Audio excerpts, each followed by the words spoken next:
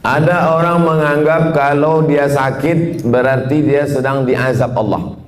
Ada orang yang berkeyakinan kalau terbakar, hilang, meninggal itu berarti laknat dari Allah. Ini perlu dibetulkan pemahamannya. Ini keliru, salah. Sakit belum tentu laknat. Justru sakit itu cara Allah untuk menghapuskan dosa-dosa. La yusibul mu'min min nasabin wala wasabin wala saqamin wala syaukin yastakuha. Susah hati, gundah gulana, duri yang menusuk tapak kaki. Itu cara Allah menghapuskan silap, salah dan dosa. Justru yang dianggap laknat itu adalah dalam kitab judulnya Tanbihul Mu'tarin. Tanbih artinya peringatan. Mu'tarin orang yang tertipu.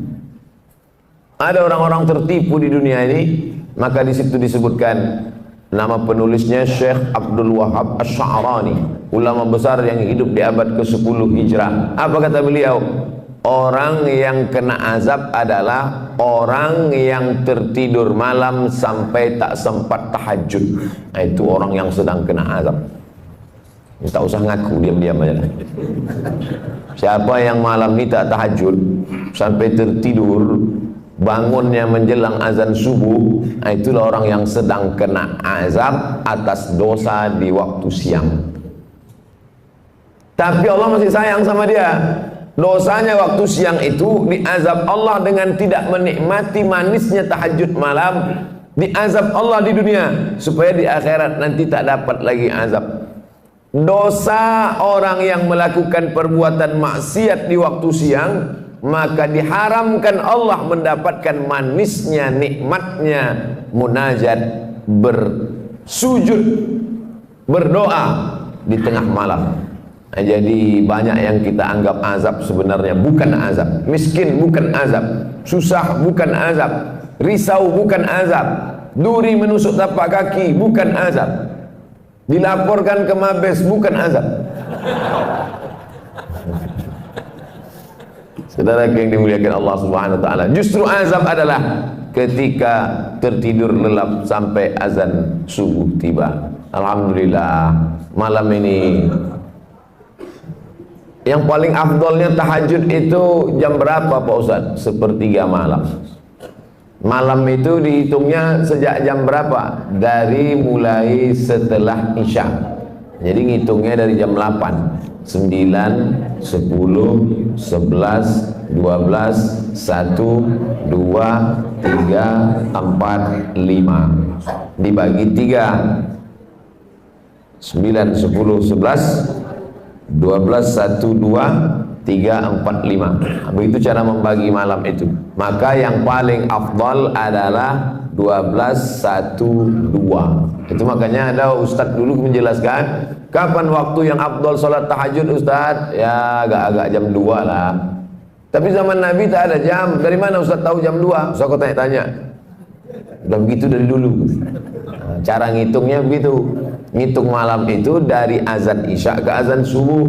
Nah, jadi kalau dihitung dari jam 8 azan Isya, 9, 10, 11, 12, 1, 2, 3, 4, 5. Jadi kalau saya tahajud jam 9 Pak Ustaz, sah. Tapi waktunya tak afdal, tak utama. Dia mau pergi naik pesawat ke luar negeri, pesawatnya jam 11. Habis Isya itu sholat dia. Tapi tak ada tidur dulu. Kalau tidur dulu namanya tahajud. Kalau tak ada tidurnya namanya qiyamul lail. Itu beda tahajud sama qiyamul lail. Tak dapat tahajud karena tak tidur, dapat qiyamul lail. Jangan menunggu tidur sampai tak tahajud. Kau kenapa tak pernah sholat malam? Itulah aku payah. Aku kalau udah tidur nih azan subuh baru bangun. Maka ma la yadraku kulluh la yutraku kulluh. Kalau tak dapat semuanya, jangan tinggalkan semua. Tak dapat di awal waktu, di tengah waktu. 12, 1, 2 bagus, tapi berat. Banyak di antara bapak ibu yang siangnya terlalu lelah sehingga di waktu malamnya pun payah. Maka bangunnya udah mau azan subuh jam 5. Bangun jam 4. Apakah hilang tahajudnya? Tetap. jam 4 tetap bangun tahajud. Yang paling bagus sekali adalah mandi di waktu subuh. Kenapa begitu? Oh, mandi waktu subuh ini kan kena rematik Pak Ustadz. Yang rematik itu dari azan maghrib ke jam 12 malam. Makanya dilarang, banyak sebagian orang meyakini jangan mandi maghrib, nanti dicubit hantu. Biru-biru kulit. Pergeseran waktu siang dan malam. Dulu anak-anak kecil selalu dilarang, jangan lari-lari, jangan lari-lari maghrib, banyak setan. Nah, yang tak boleh itu adalah dari mulai tenggelam matahari sampai jam 12 malam. Adapun dari jam 1 ke subuh, bahkan ada terapi penyembuhan mandi malam. Sehat, segar bugar. Oleh sebab itu maka bagus bangun malam mandi, tapi tak sampai pada wajib hukumnya. Apalagi dia banyak silap salah berdosa, kemudian mandi taubat, dia diniatkannya mandi taubat, bagus sekali. Ma min muslimin yuznibu dzamban, ada orang silap salah buat dosa, summa yatatahhar, bersuci dia. Suci ada 3, mandi, wudu, tayammum. Yang tak bisa mandi, wudu. Wudu pun tak bisa, kata dokter tak boleh kena air. Kalau kena air mati. Tayamum, belajar tayamum bagus. Yang tak bisa tayamum, tak mungkin tak bisa tayamum. Tak bisa tayamum sendiri, ditayamumkan. Boleh dia ditayamumkan, diajarkan tayamum. Tayamum pun tak bisa, mati je lah. Habis sudah batas limit waktu untuk beribadah kepada Allah Subhanahu wa ta'ala. Kenapa kita masih hidup malam ini? Banyak orang lebih muda dari kita, lebih sehat dari kita, lebih hebat dari kita, mati.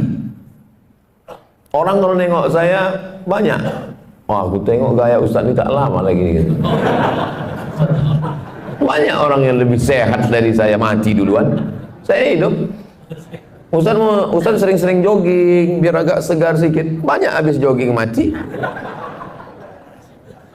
Tapi jangan takut jogging gara-gara ini. Yang olahraga tetap. Kita sehat hidup hari ini bukan karena olahraga. Kita hidup ini bukan karena rajin check up. Kita hidup ini bukan alladzi khalaqal mauta. Allah yang menciptakan mati wal hayata. Allah menciptakan hidup dan mati. Untuk apa dibuat Allah ada hidup ada mati?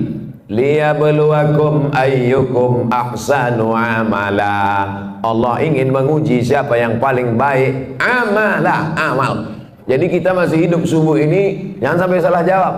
Pak, kenapa Bapak masih hidup sampai sekarang? Saya ini rajin jaga 4 sehat 5 sempurna. Banyak orang makannya sehat, dijaganya betul. Bapak makan ini takut kolesterol, Bapak makan ini takut darah tinggi, Bapak makan ini takut gula darah. Menguap mati.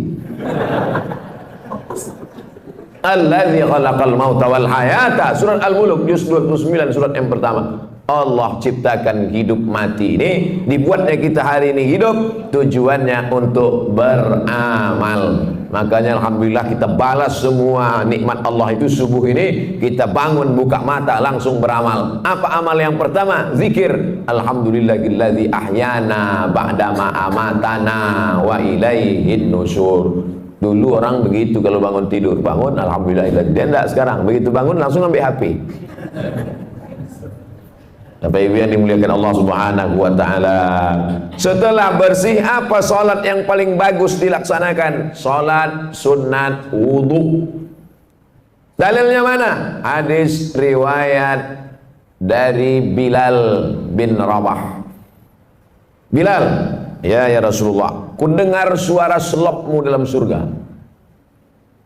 Suara sendal bergesek ke lantai, kresek. Apa maknanya kalau kita dengar suara selop orang? Itu menunjukkan dia dekat. Suara selopnya kedengaran. Sebagian orang begitu. Ada juga sebagian lagi tak terdengar suara selopnya, tercium bau asapnya. Merokok. Ku dengar suara selop sendalmu dalam surga, hai Bilal. Apa amal kau Bilal? Kata Bilal, aku tak pernah meninggalkan solat sunnah setelah bersuci berwudu. Tak pernah dibuat Nabi, tak pernah disuruh Nabi, tak pernah diajarkan Nabi, tak pernah Nabi mengatakan, hai orang beriman, kalian kalau habis wudu sholat sunatlah kalian. Tak pernah. Itu murni inisiatif, ide dari Bilal. Setiap habis wudu sholat sunat dia, setiap habis wudu sholat sunat dia. Lalu kemudian Allah tunjukkan kepada Sayyidina wa Maulana Muhammad sallallahu alaihi wasallam, ini balasan amal Bilal. Nabi bertanya, itu bukan Nabi tak tahu, Nabi mau ngasih tahu pada orang yang menuduh bahwa perbuatan baik itu jangan asal dilaksanakan. Nih perbuatan baik yang tak pernah dibuat Nabi tapi disetujui Nabi. Engkau masuk surga gara-gara amalmu wahai Bilal. Maka kita pun kalau mau ikut amal baik, habis wudu sholat sunat. Bagi yang pakai usolli sunnatal wudu raka'ataini lillahi ta'ala. Bagi al-wasliyah pakai usolli, Muhammadiyah tak pakai usolli. Allahu Akbar. Niatnya di mana? Dalam hati. Tak usah berkelahi antara al-wasliyah Muhammadiyah. Aku dua-dua tak pernah buat. Parah. Seumur hidup tak pernah sholat sunat wudu agak sekali. Buatlah banyak-banyak Pak Ustaz, asal setiap habis wudu sholat sunat wudu. Bagus sekali. Lalu setelah sholat sunat, ayatnya Pak Ustaz terserah. Faqra'u ma tayassara minal Qur'an. Bacalah apa yang mudah bagimu dari Al-Qur'an. Ghairil maghdubi alaihim waladdallin.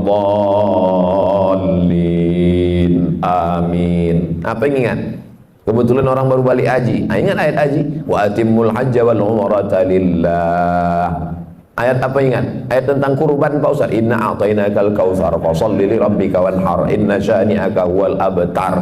Apa aja ayat yang kau ingat? Itu baca. Kalau tak baca ayat Pak Ustaz, salatnya sah. Membaca ayat itu hukumnya sunnah. Tak dibacanya ayat sah, tapi parah kali lah itu pula. Baca ayat pun tak bisa. Kalau qul huwallah aja saya baca Pak Ustaz, sah. Ada sahabat Nabi membaca ayat dalam sunat, solat sunat, dari mulai habis isya sampai azan subuh. Ayatnya tak diganti-gantinya, qul huwallah. Namanya Qatadah bin Nu'man. Nama kitab yang menceritakan Al-Musnad. Nama pengarang Al-Musnad Ahmad bin Hambal, meninggal tahun 241. Nama kerennya Imam Hambali. Hambal artinya karpet. Orang Medan bilang hambal karpet kan? Coba kau bawa hambal tuh, hambal. Imam Hambali, Ahmad bin Hambal. Di dalam kitab itu disebutkan, hadisnya sahih. Qatadah bin Nu'man salat sunat dari isya sampai subuh, ayatnya qul huwallah, tak diganti-gantinya. Dilaporkan ke Nabi, ya Rasulullah, ini ada orang aneh ini, ayatnya tak diganti-gantinya, qul huwallah aja. Apa kata Nabi sallallahu alaihi wasallam? Innaha la ta'dilu sulusal Qur'an. Qul huwallah itu sama dengan sepertiga Quran. Dibacanya bolak-balik dari isya sampai subuh, maka dia sudah seperti menghatamkan Quran berkali-kali. Jadi yang hafal qul huwallah jangan berkecil hati. Ini nilai betul-betul begini Pak Ustaz. Bapak Ibu yang dimuliakan Allah Subhanahu wa taala, setelah selesai salat sunat wudu, bagus lagi salat sunat taubat. Asal disebut tau, terbayang toco. Makan tak salah, tapi makan dalam Islam itu tujuannya liyuqima sulbahu, menegakkan tulang belakang. Ini Bapak Ibu bisa tegak tulang belakang ini kan karena makan semalam. Coba kalau tak makan, asal agak-agak mau duduk tumbang.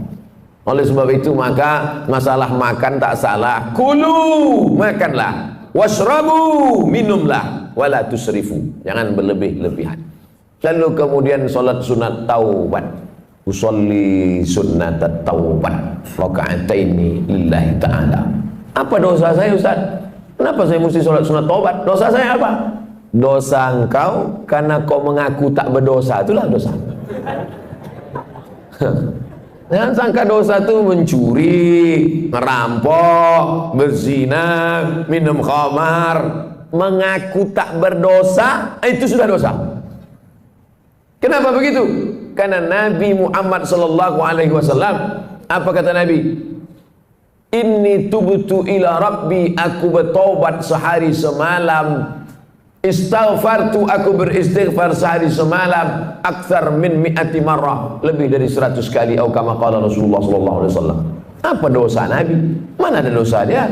Dia bukan pernah buat dosa berzina, makan haram. Tak ada dosa dia. Di zaman jahiliyah pun orang jahiliyah menggelar dia Al-Amin, orang paling jujur dan amanah. Ternyata diteliti ulama, kenapa Nabi itu istighfar taubatnya sampai 100 kali sehari semalam? Apa salah dia? Karena dia menghitung lupanya dihitung sebagai dosa. Lupa dia dihitung dosa. Kalaulah lupa kita ini dihitung dosa, tak ada kita dimasuk surga. Dalam sembahyang pun kadang lupa. Allahu Akbar, nampak kunci dalam laci. Fawailul lil musallin. Kata siapa? Kata imam. Ayat yang kedua, rakaat kedua tadi. Alam tara kaifa fa'ala rabbuka ara'aita. Untung ada yang meluruskan. Ini tak selamanya ustaz itu betul. Jangan ustaz itu salah diteruskan juga ayat dia. Ara'aita allazi yukadzibu biddin. Tahukah kau siapa yang mendustakan agama? Bukan orang yang minum khamar. Orang mendustakan agama bukan orang korupsi. Siapa orang mendustakan agama? Ara'aita allazi yukadzibu biddin fadzalika allazi yad'ul yatim. Kalau ada orang rajin puasa sunat, bolak-balik haji ke Makkah, tapi anak yatim tak bayar uang sekolah, dia diam, itulah orang mendustakan agama. Fadzalika alladzi yad'ul yatim wa la yahuddu ala ta'amil miskin. Saya baru dapat video. Anak kecil bersandar di dinding, digeser sama petugas, jatuh, mati dalam kelaparan. Pengamen, gembel, meninggal dalam kelaparan, tak makan. Siapa yang bertanggung jawab? Dituntut di hadapan Allah Subhanahu wa taala. Walaupun ibadahnya bolak-balik ke Makkah, walaupun haji dan umrahnya banyak. Siapa itu? Fadzalikal ladzi yad'ul yatim. Itulah mengapa Abu Bakar, Umar, malam-malam Umar bin Khattab keliling. Umar bin Khattab malam-malam keliling. Didengarnya suara mak-mak memasak. Klontang-klonteng, ditengoknya yang dimasak batu. Kenapa kau masak batu? Anakku menangis. Ku suruh diam, dia tak diam. Tadi aku pura-pura masak biar supaya dia itu tidur. Celaka Umar bin Khattab itu khalifah dia, tapi kami tak dapat ini sembako. Tidak sembako, gandum. Pergi Umar bin Khattab ke Baitul Mal, diambilnya gandum, dimasukkannya ke dalam goni, dipikulnya sendiri, dia sendiri mengantarkan. Nih, kenapa tak disuruhnya stafnya, staf tolong kau pikulkan gandum dak? Dia takut dituntut di hadapan Allah Subhanahu wa taala. Berjalan lagi Umar bin Khattab di suatu malam, belusukan dia tengah malam, didengarnya ada suara ibu-ibu menyuruh anak gadisnya membungkus air susu kambing. Bungkus nak, bungkus. Ya mak, bungkus cepat sikit, besok kita jual. Ya, kau campur sikit pakai air. Campur pakai air. Kenapa kita campur pakai air? Nanti kalau tahu Umar bin Khattab, mana dia tahu, dia sedang tidur di rumah. Umar bin Khattab sedang nguping. Ditandai Umar bin Khattab rumah. Umar bin Khattab tak tahu. Umar bin Khattab tak tahu mak, tapi Allah melihat. Siapa yang sedang menengok perbuatan kita ini? Dia. La ta'khudhuhu sinatun wala naum. Ditandai Umar bin Khattab rumah. Itu rumah. Besok disuruhnya utusan, kau cari rumah di sekian-sekian gang sekian, cari anak gadisnya, mau kita pinang. Untuk anak dia, bukan untuk dia. Itu beda Umar dulu sama Umar sekarang. Yang namanya Pak Umarnya tersinggung pula. Itu singgung, sakit hati, melapor juga ke polisi. Payah kali lah ceramah ini sekarang. Begitulah orang-orang yang merasa tak berdosa, ternyata kalau dihitung dosa menurut Nabi Muhammad SAW, ditengok dosa menurut Umar bin Khattab, dosa yang sekarang kalian tengok sebesar ujung rambut, di zaman sahabat Nabi menengok itu sebesar bukit Uhud. Dosa yang kalian tengok sekarang sebesar ujung rambut, di zaman Nabi sebesar bukit Uhud. Begitulah orang sekarang menyepelekan dosa. Kau kan berdosa. Alah, tak banyak kali. Tetangga kita lebih parah dari itu. Menyepelekan dosa. Dosa besar, dosa kecil, bukan ditengok dosanya, tapi di hadapan siapa dosa itu dilakukan. Bukan ditengok besar kecil dosa, tapi di mana dan di hadapan siapa dilakukan. Ngupil, maaf cakap, ngupil ngorek tai hidung, mana pula dosa? Carilah ayat Quran yang melarang ngorek hidung, tak ada. Tapi coba kalau dilakukan di istana negara, diliput 10 stasiun TV live. Diundang ke istana, dapat penghargaan, pas sedang duduk-duduk ngupil. Semua TV, RCTI, SCTV, MNC TV, TVRI, semua live. Itu jadi berita besar apa tak besar? Besar. Semua orang menengok. Kalau perbuatan kecil ditengok orang banyak menjadi besar, bagaimana dengan perbuatan kita yang disaksikan oleh yang maha besar? Oleh sebab itu maka jangan pernah menyepelekan yang kecil. Inti yang ingin saya sampaikan, jangan sampai merasa tak berdosa. Kita ini banyak silap, banyak salah, banyak salah. Apa dosa saya? Apa dosa saya? Apa silap saya? Saat kau merasa tak bersalah, tak bersilap, tak berdosa, saat itu engkau adalah orang paling banyak berbuat silap, salah dan dosa. Yang paling afdal sholat sunat taubat. Yang sudah melaksanakan alhamdulillah, yang belum besok malam mudah-mudahan masih hidup lagi. Setelah sholat sunat taubat, ini mesti nih Pak Ustaz, namanya juga sunat. Ini kan cerita kita ini sunat, bukan wajib.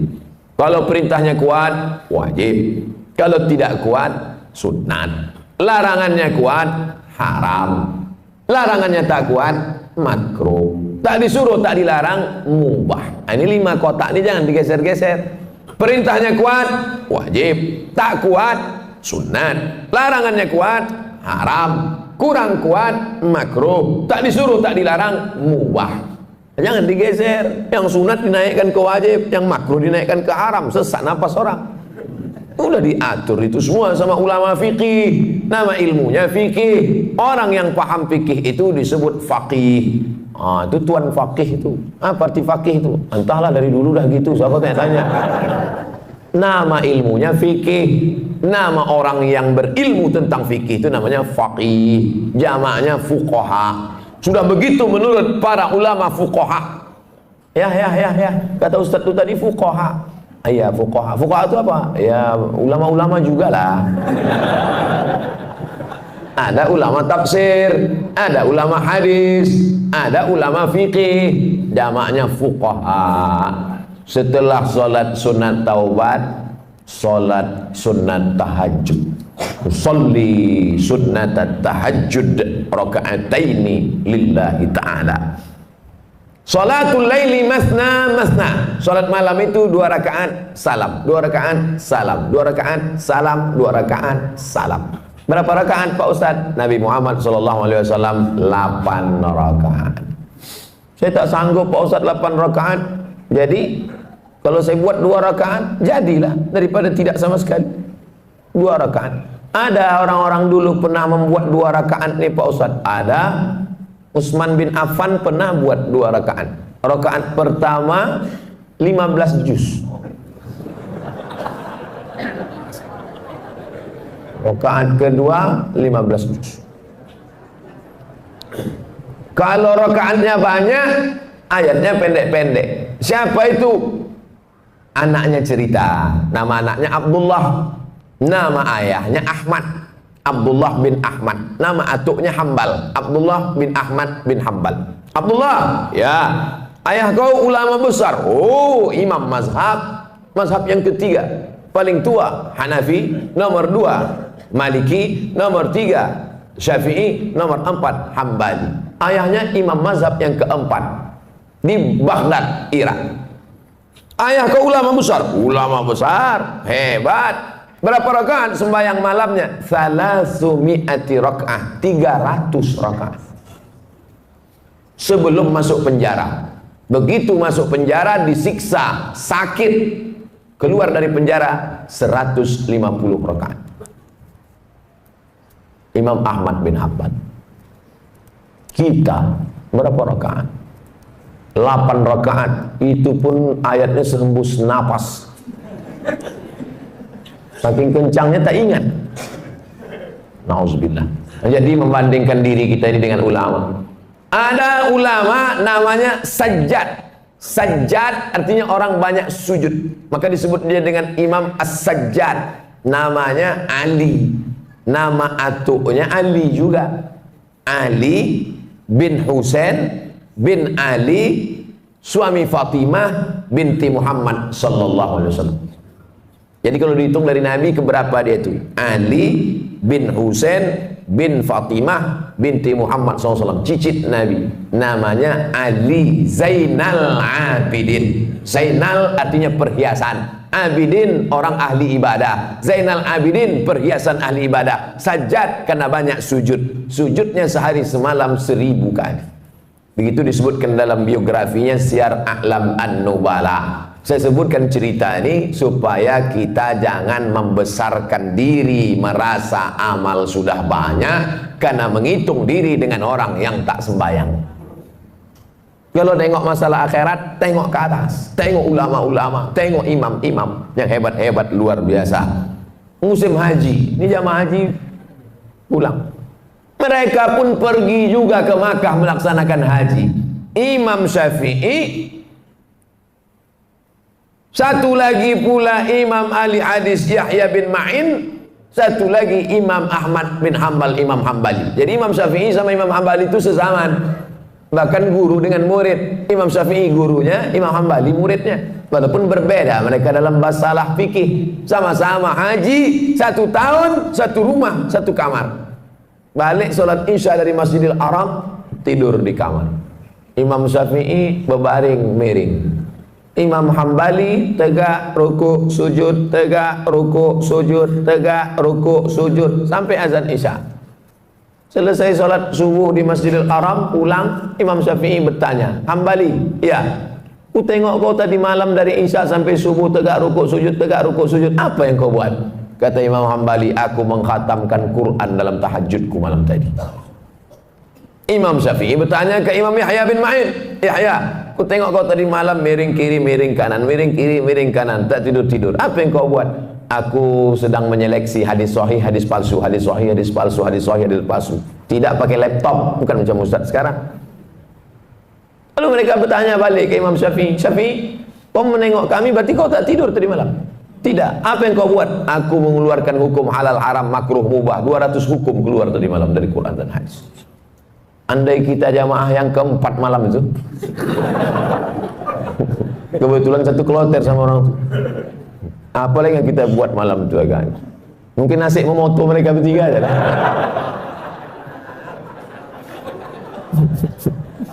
Begitulah kita kalau dibandingkan ulama salaf.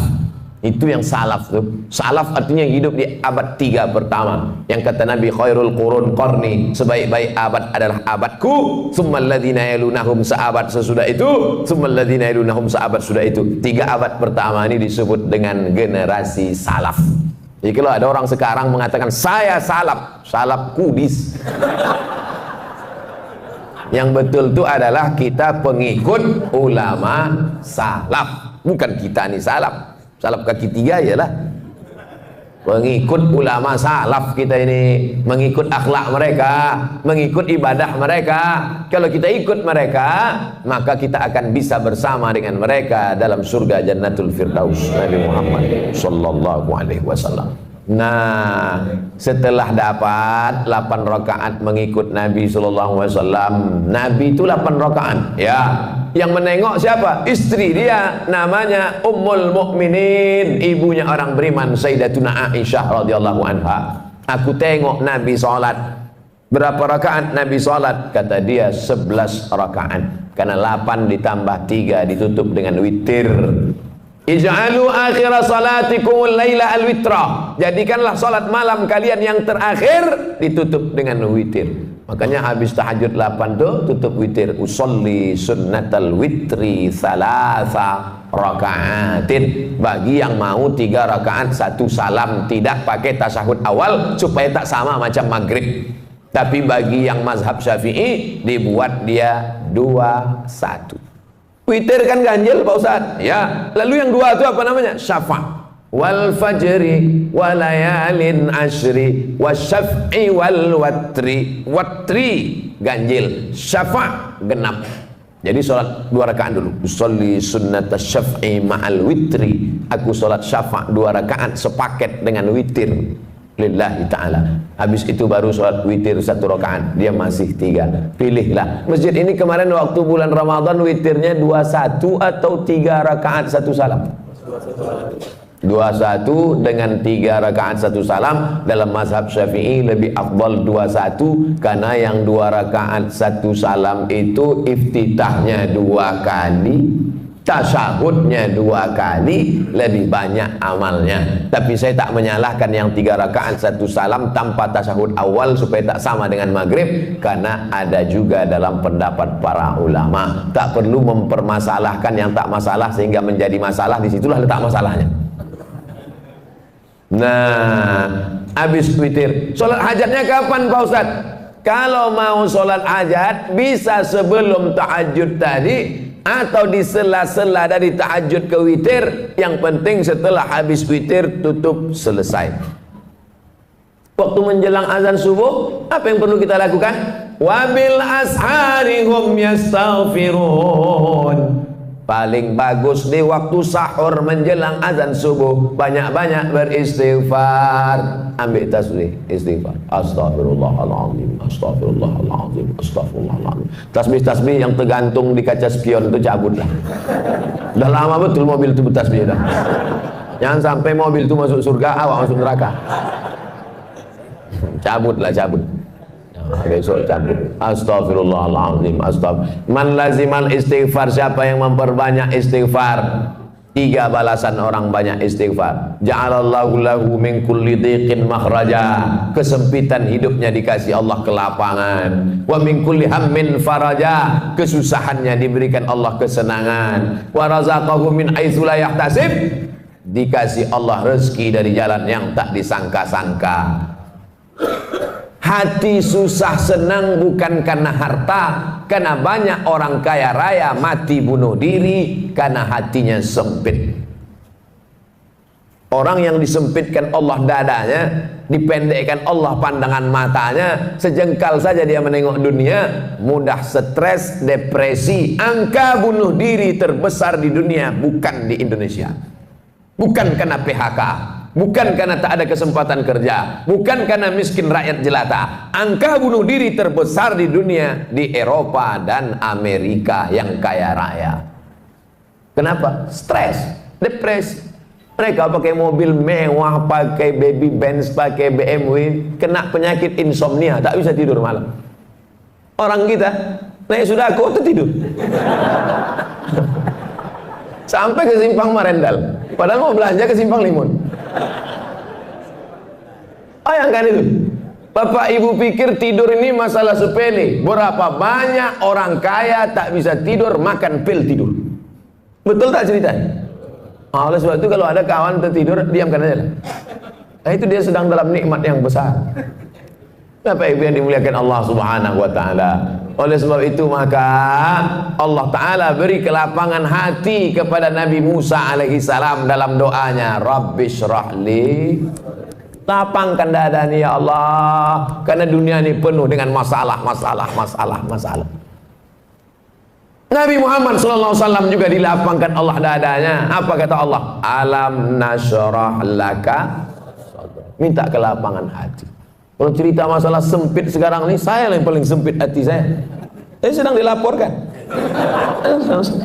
Tapi karena didoakan oleh para jamaah, terutama yang paling banyak mendoakan saya, inilah panitia masjid subuh nih. Ya Allah, kami sudah memasang tenda di belakang semua. Kalau sampailah Ustadz tuh stres tak bisa ceramah, hancurlah program kami. Bapak ibu yang dimuliakan Allah subhanahu wa ta'ala, dengan berzikir, bersolat, bertasbih, beristighfar bukan berarti manusia tidak menghadapi masalah, karena dunia tempat masalah. Tapi dengan berzikir, bertasbih, beristighfar adalah merubah cara kita menghadapi masalah. Allah berikan kelapangan hati, Allah berikan kesabaran, Allah berikan. Banyak orang-orang soleh itu mati di tiang gantungan. Siapa contohnya? Tonton film Umar Mukhtar, pejuang dari Libya yang menggantungnya Mussolini. Mussolini, Said Kutub meninggal di tiang gantungan. Pagi-pagi pas mau dia digantung itu, malam tuh mimpi dia menengok Nabi Muhammad sallallahu alaihi wasallam. Cerita tentang dia mau digantung malamnya jumpa Nabi itu diceritakan dalam ceramah ulama besar dari Mesir namanya Syekh Abdul Hamid Kishi. Syekh Abdul Hamid Kishi.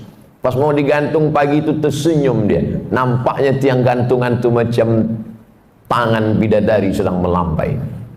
Tak sabar dia mau mati menghadap Allah Subhanahu wa taala. Bukan macam orang-orang stres yang mau disuntik mati, ketakutan, ada permintaan macam-macam. Kau mati ini mau minta apa? Lontong sayur gitu.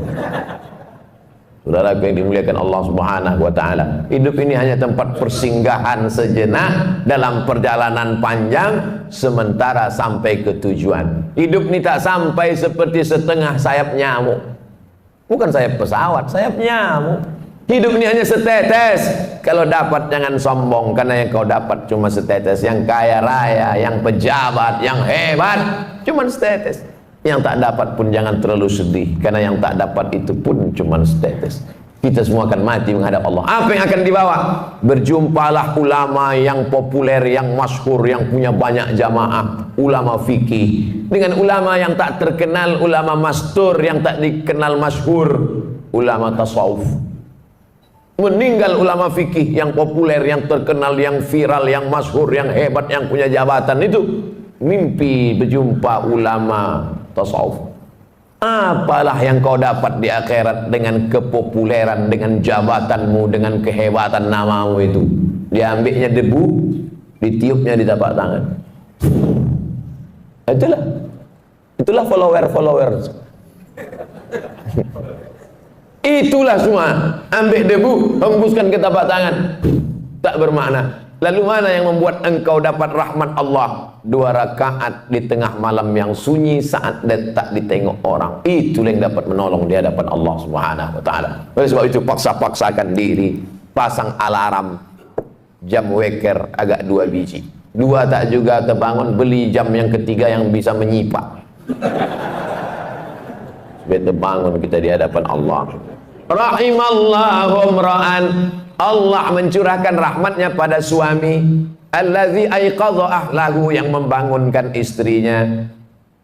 Allah mencurahkan rahmat pada suami yang membangunkan istrinya dengan menyiramkan air, mengajak dia tahajud malam.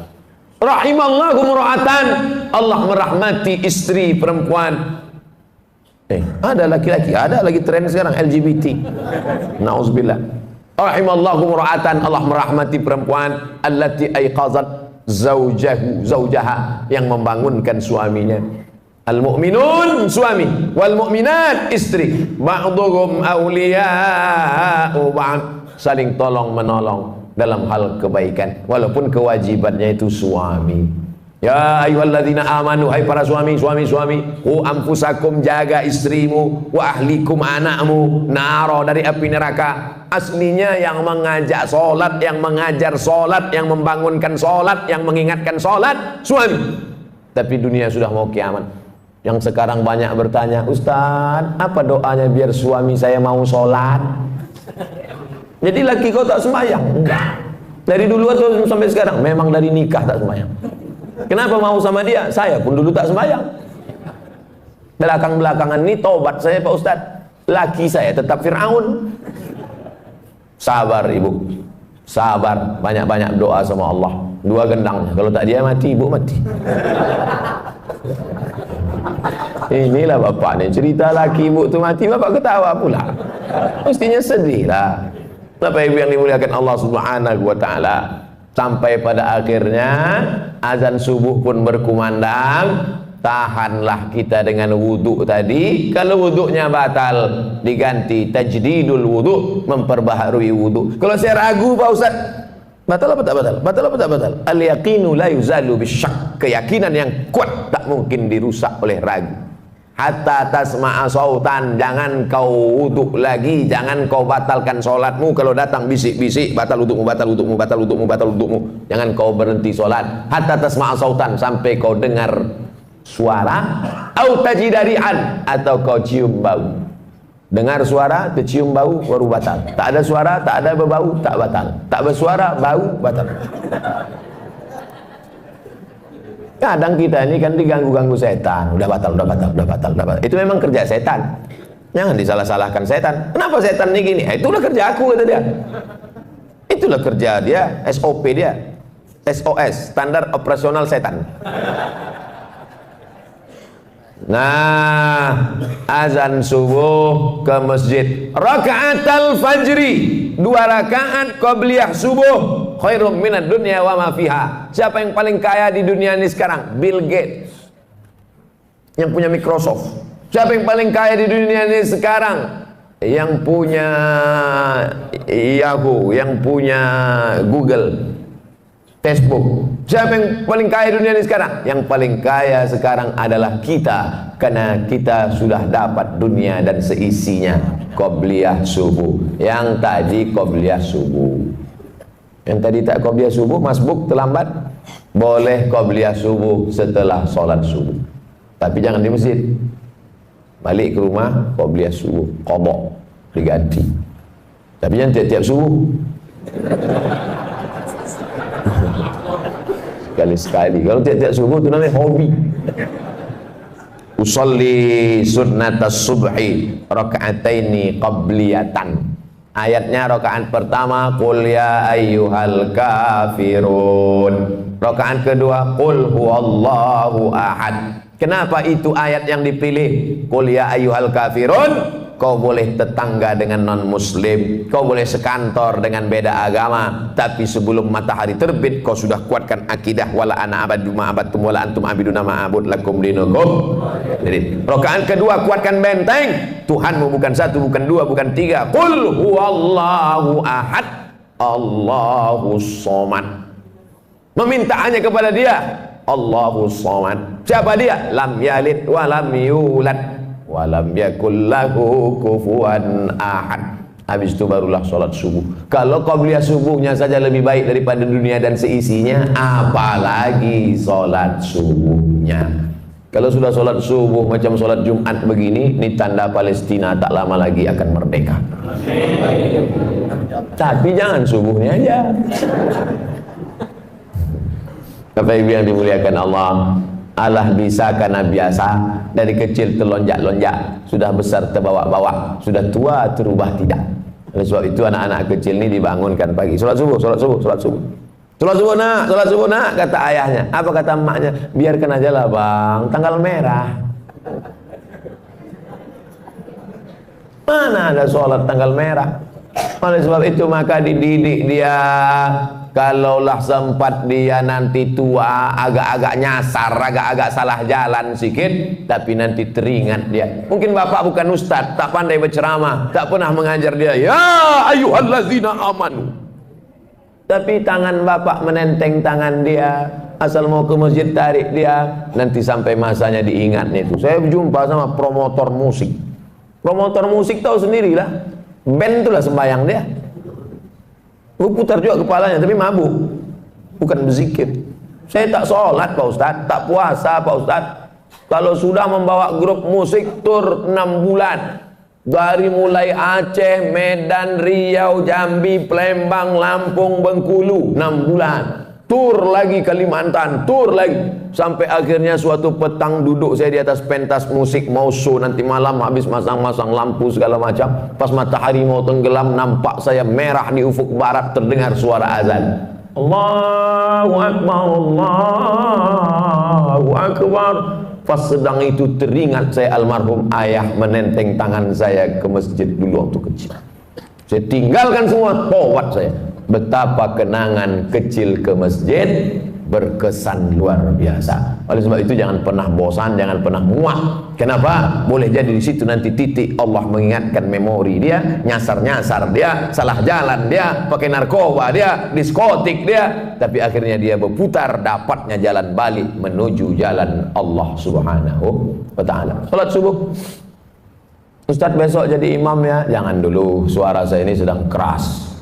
Suara berceramah ini keras, dibawa menjadi imam macam kopi kering bunyinya. Alhamdulillah. Makmum di belakang macam tak ada aja imam lain. Kita tahu diri. Tentang petantang-petantang Ustaz, silakan maju Pak Ustaz. Iya. Kita ukur diri kita. Ada imam yang lebih layak maju. Biarlah imam tetap aja Pak maju. Yang kedua, saya tak mau maju nih petantang-petantang, takut salah adab.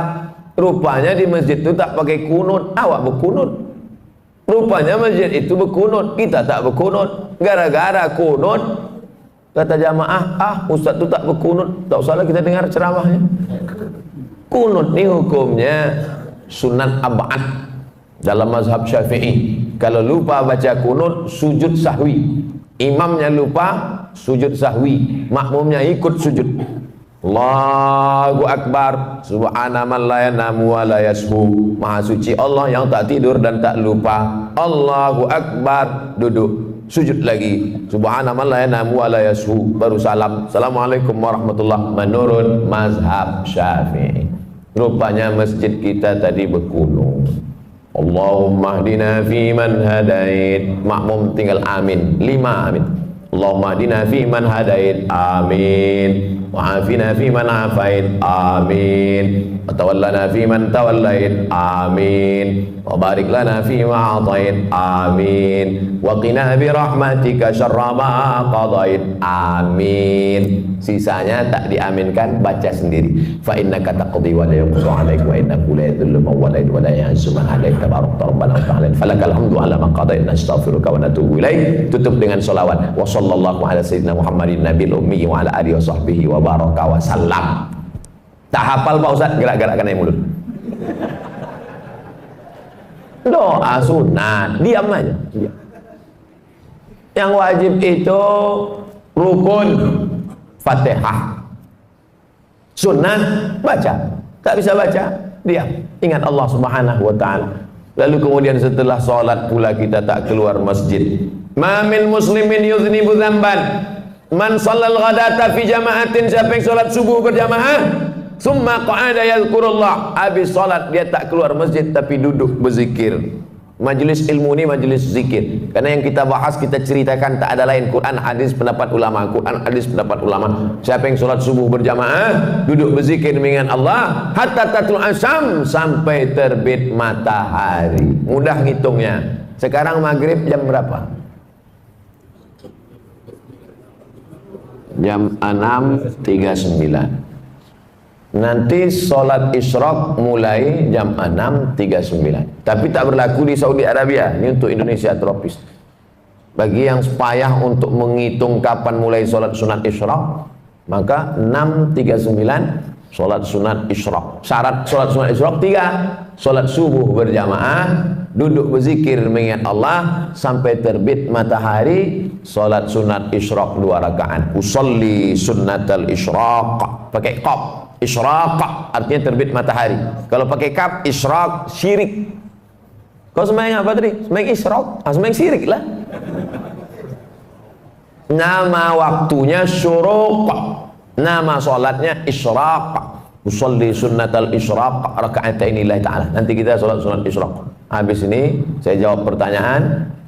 Sholat sunat isyraq 2 rakaat. Hadis riwayat Tirmidzi, status hadis hasan, layak diamalkan. Siapa yang sholat subuh berjamaah, duduk berzikir mengingat Allah sampai terbit matahari, sholat sunat isyraq 2 rakaat. Apa pahalanya? Kanat lagu ka ajri hajjatin wa umrah. Dapat pahala macam haji dan umrah. Tamah, sempurna.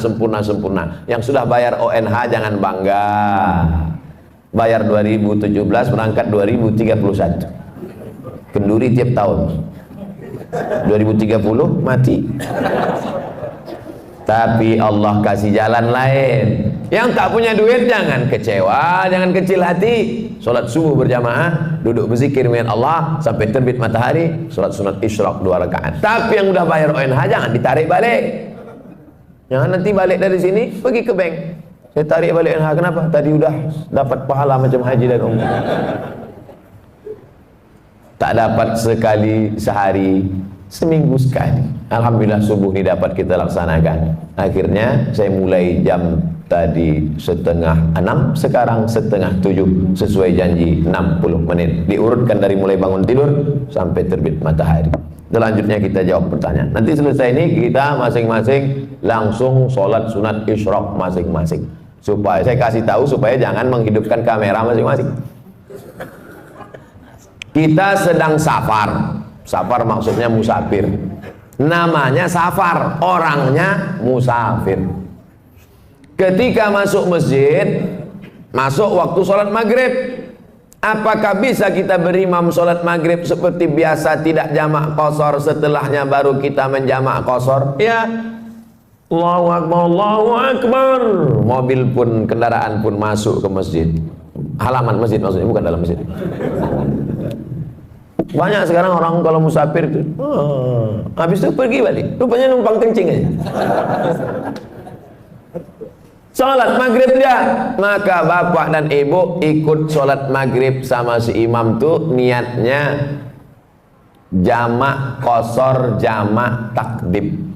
Setelah salam dia tegak. Kalau sendirian qomat sendirian. Kalau kebetulan rombongan angkat satu jadi imam. Sholat isya jamak qashar, jamak takdim. Udah selesai. Kasusnya sekarang zuhur. Pas zuhur ikut imam, jamak qashar, jamak takdim. Berapa rakaat? 4. Tapi qashar 2 Pak Ustaz. Kenapa 4? Karena imamnya mukim. Imamnya mukim. Al-imam ju'ilal imam liyutamma bi. Imam itu diangkat untuk diikuti. Kita ngikut imam. Imamnya 4, kita pun ikut 4. Nanti setelah salam tegak lagi jamak qashar, jamak takdim, asarnya 2. Zuhurnya 4 karena ikut imamnya mukim. Tapi karena saya ustad, imam tuh tak mau maju. Tengoknya saya, Ustaz silakan maju Ustaz. Saya bilang saya ini musafir.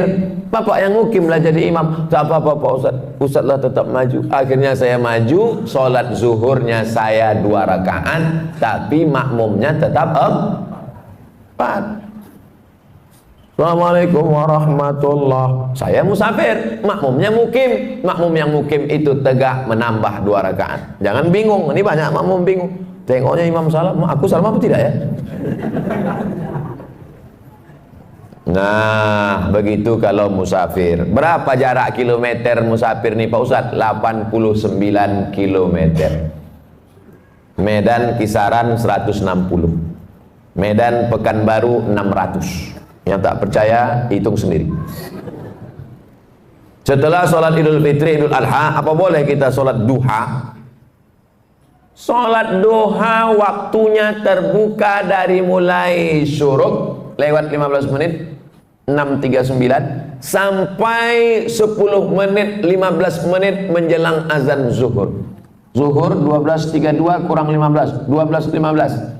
Masih ada waktu duha. Jumlah rakaatnya tidak terbatas, unlimited edition. Tapi katanya ada yang mengatakan 2 rakaat Pak Ustaz. Hadis riwayat Abu Hurairah, Ausani Khalili, orang yang kucintai berpesan padaku jangan tinggalkan 2 rakaat. Katanya ada yang mengatakan 8 rakaat Pak Ustaz. Hadis Ummu Hani, Nabi sholat 8 rakaat. Katanya dia mengatakan tak berbatas Pak Ustaz. Riwayat Aisyah radhiyallahu anha, karena Rasulullah SAW yusalli 4 rakaatin thumma yazidu ma syaa. Nabi menambah sesuai kehendaknya. Jadi yang 2 ada riwayat, yang 8 ada riwayat, yang batas. Jadi Idul Adha, Idul Fitri, kapan mau dia laksanakan ditambahnya lagi, maka tetap boleh sholat duha. Apakah batal wudhu suami istri kalau bersentuhan Pak Ustaz? Aula mastumun nisa, kalau kau menyentuh perempuan, menurut mazhab Hanafi tak batal, karena makna la mastumun nisa di situ bukan menyentuh kulit. Maaf, cakap makna la mastumun nisa jima, berhubungan kelamin baru batal. Hanafi. Mazhab Maliki mengatakan bersentuh kulit kalau bersyahwat baru batal, kalau tak ada syahwat tak batal. Kebetulan kawan-kawan saya dari Muhammadiyah pakai majelis tarjih, mereka tarjihkan mazhab Maliki ini dalam masalah bersentuhan. Makanya dia sebelum pergi ke kantor, salam, mama, papa pergi dulu ya. Sampai di kantor sholat duha aja. Kau tak wuduk lagi? Tak batal kok. Aku tak nafsu sama tadi waktu salam. Mazhab Syafi'i makna lamastumun nisa, bersentuhan kulit, bernafsu ataupun tak bernafsu, batal. Al-Wasliyah pakai mazhab Syafi'i. Makanya asal bersentuhan batal. Apalagi tinggal di Medan, Sungai Deli, di tepi sungai, air banyak. Saya jelaskan tiga-tiga ini supaya kita tak berkelahi masalah ini. Nanti datang orang jamaah tabligh dari India, Pakistan, Bangladesh, mazhabnya Hanafi, tak kita salahkan. Dia misalnya jalan sama istrinya, lalu kemudian pegang tangan, lalu kemudian dia sholat. Oh, ini aliran sesat ini. Karena kita berwudu, dia tak berwudu. Selama masih ahlus sunnah wal jamaah. Ustadz sendiri pakai yang mana? Saya pakai mazhab Syafi'i. Asal bersentuh, batal, saya wudu balik. Asal bersentuh, batal, saya wudu lagi. Tapi dia tak salahkan Hanafi dengan Maliki. Guru-guru saya di Maroko mazhabnya Maliki. Gimana mau saya salahkan mazhab Maliki? Salah mazhab Maliki. Murid durhaka lah saya. Saya pegang mazhab Syafi'i. Apa kelebihannya kalau Ustaz pegang mazhab Syafi'i dalam kasus ini? Setan tak bisa menggoda. Habis salaman, saya wuduk lagi. Datang setan, wuduk kau batal, wuduk kau batal, wuduk kau batal. Enggak, aku dah ambil sembahyang. Tapi kalau tak wuduk lagi, wuduk kau batal karena tadi kau nafsu. Tidak, ada sikit gitu. Semoga Pak Ustadz dirahmati Allah, amin. Pak Ustadz, saya ibu rumah tangga, umur 52 tahun. Bagaimana cara menjaga istiqomah? Sering-sering ziarah kubur. Apalagi yang suka ke mall, sering-sering nengok ziarah kubur. Pergi ke tempat belanja, shopping, mengejar dunia. Mau itu, mau ini, mau itu, mau ini, sampai tas kulit, baju, 3 lemari. Mati, habis diambil bini abang tu yang baru. Tapi kalau kita mengingat mati, secukupnya hidup bersahaja. Adapun kelebihan duit, berikan, bayarkan sekolah anak yatim, kasih makan fakir miskin, membuat kita istiqomah. Sering-sering menengok orang sakit, sering-sering menengok orang mati, sering-sering mengingat mati, hidupkan pengajian-pengajian. Siapapun ustadz yang berceramah ke masjid ini, datang, duduk, diam, dengar. Ngantuk-ngantuk sedikit diampunkan Allah SWT. Apa hukum menyambut tahun baru Pak Ustadz? Tahun baru Hijriah sepakat ulama diawali pada masa pemerintahan Umar bin Khattab. Ketika itu gubernur namanya Abu Musa al-Ash'ari berkirim surat, malu kita tak punya kalender. Akhirnya bermusyawarah sahabat, ditetapkanlah 1 Muharram sebagai tahun baru Islam, Hijrah namanya. Adapun Masehi, kita baru pakai kalender Masehi sejak Republik Indonesia ikut anggota PBB. Dulu nama kalendernya itu kalender Julian, karena Julian itu adalah kaisar Romawi yang membuat kalender Julian. Bulan 1 dibuat nama patung, namanya Januari. Januari itu kepalanya 2. Carilah patung Januari di internet. Patung Januari, kepalanya 2, satu ke muka, satu ke belakang. Itu maka dibuat dia bulan 1, karena dia meninggalkan 2019 menatap 2020. Romawi punya sebelum Nabi Isa alaihissalam. Lalu kemudian kalender Julian ini diambil dari Romawi, dibawa ke Vatikan Roma pada masa Paus Gregorius. Makanya kalender itu berubah, sekarang namanya menjadi Gregorian Kalender. Dari Kaisar Julian ke Paus Gregorius. Ketika terbentuk PBB, Persatuan Bangsa-Bangsa, bingung mau pakai kalender mana. Akhirnya disepakatilah pakai kalender Gregorian Kalender. Dikirimkanlah ke seluruh dunia memakai kalender. Supaya sepakat, jangan sampai salah tanggal. Nanti jangan sampai PBB pakai Gregorian, Indonesia pakai Hijriah.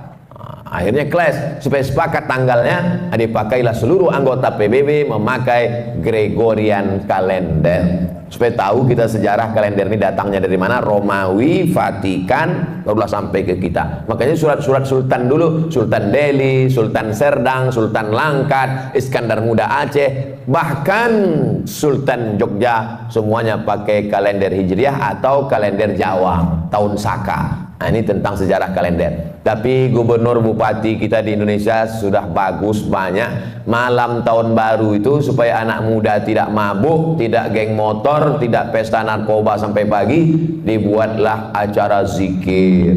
Tahun lalu 2019 wali kota Langsa membuat zikir bersama live TV One tahun lalu, supaya anak-anak muda ini dialihkan perhatiannya. Kalau tidak mereka mabuk sampai pagi. Kertas terakhir. Saya menyukai pekerjaan saya, tapi tidak dengan atasan saya. Berdasarkan sumber terpercaya, terkesan tak bertanggung jawab dan berkhianat.